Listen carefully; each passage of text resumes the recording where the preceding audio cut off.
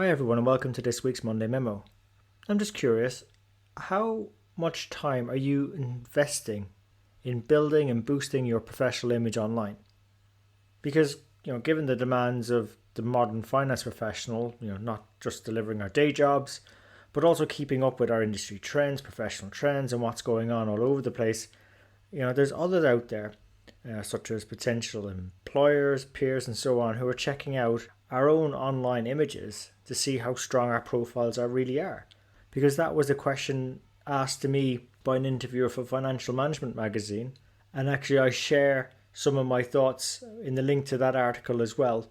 But also I wasn't the only one interviewed, there was some other good advice provided, so I thought I'd share those thoughts from other people who have built a strong professional image online.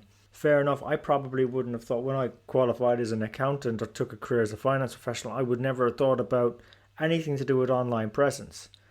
But it was interesting also in the article at the start. It quotes a recent survey by Robert Half International, the financial staffing firm, and they found that nearly half of hiring managers were really impressed when job candidates provided online portfolios of work already and also had developed connections with employees of their own business on these professional networking sites such as LinkedIn and so on.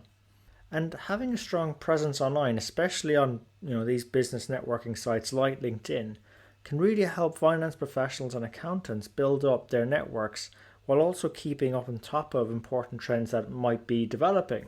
And without those sort of sites, strength in the numbers probably would have not grown as fast as it has. It probably would have been more difficult to identify potential guest mentors and also comment on the various content and trends and ideas and insights that are out there, as well as message when a new episode was up or that we'd recorded an interview with a certain guest mentor. So, if we were to break down the advice in the article, it's maybe 3 steps. The first one really was to choose the right platform. It's nearly impossible to be effectively engaged across multiple platforms. You're probably spreading yourself too thinly, and it's very easy to get overwhelmed. Now, some might be better than others. It really depends on what you're looking for. So I found Twitter probably good to follow, but you're not going to make much of a dent in there. So it's a bit like shouting in a really large hall and hoping someone can hear you. Then you suppose you've got Instagram, which is very popular at the moment, requires more of a visual type engagement. And actually it's very popular with the younger crowd within our profession.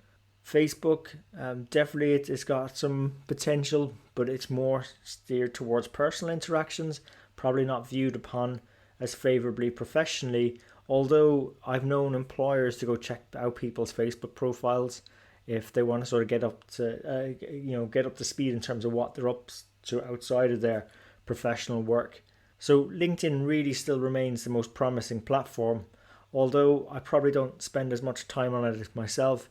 I prefer engaging on groups on various certain sites. The second bit of advice given was to know your brand, and actually that was given by Jenny Okonkwo, who was also one of our first guest mentors on the show. And in the article, Jenny shares how she brands herself as a public speaker, finance leader, volunteer, and so on, and also the work she's done with the Black Female Accountants Network, BFAN. And I highly encourage your audience to go check that work out. And by knowing your brand, it really helps you understand when you engage online the things you should be engaging on, the interactions you're looking for. It just allows a little bit more focus and you'll actually get a bit more out of it, but also get a better brand that suits with the profile you're trying to build. And I suppose the third bit of advice that I thought resonated really well, and I'm a big believer you really shouldn't assume in life, but maybe this could be an exception I'd make to that rule, is that assume everyone's looking.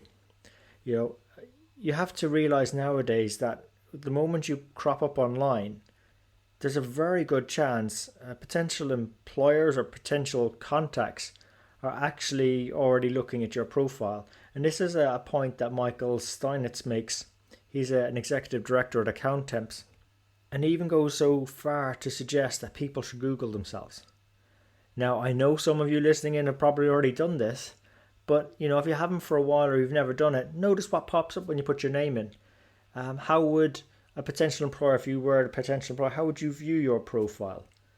Are there any sort of precarious photographs that you were tagged in, perhaps you maybe need to untag yourself in?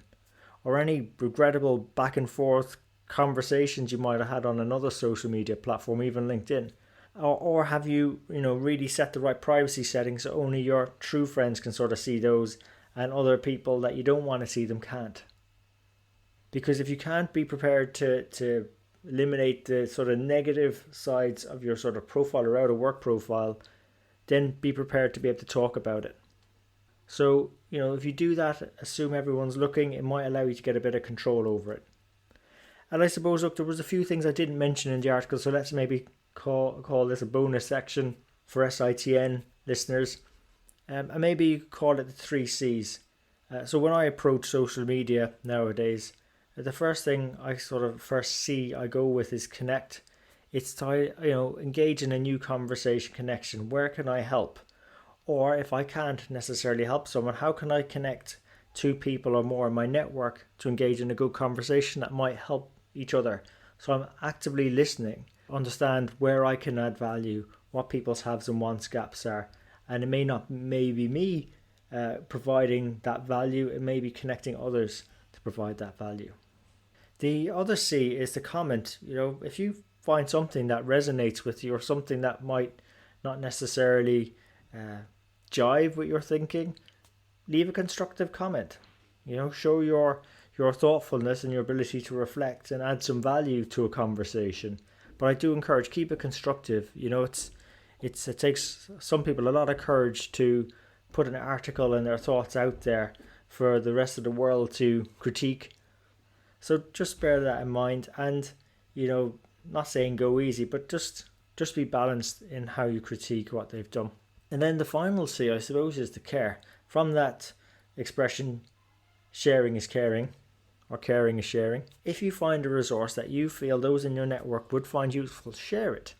And if you do those 3 things every single time you're on there, you're going to build up a stronger reputation or image of someone who knows how to handle themselves and conduct themselves online. It will add to your strength of profile.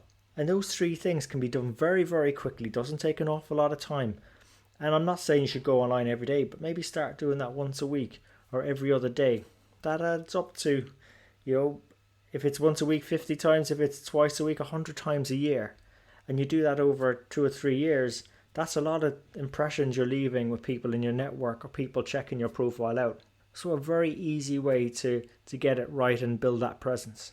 And that's why we invite guest mentors onto the Strength in the Numbers show to share with you what they're learning about building and boosting their online presence, their professional image online, so that you maybe can avoid going down some of the rat holes or having to experience some of the hard-won lessons, like when you get trolled and things like that. And what they share might not work for you, but at least you've got a path to follow, and at least it'll get you started.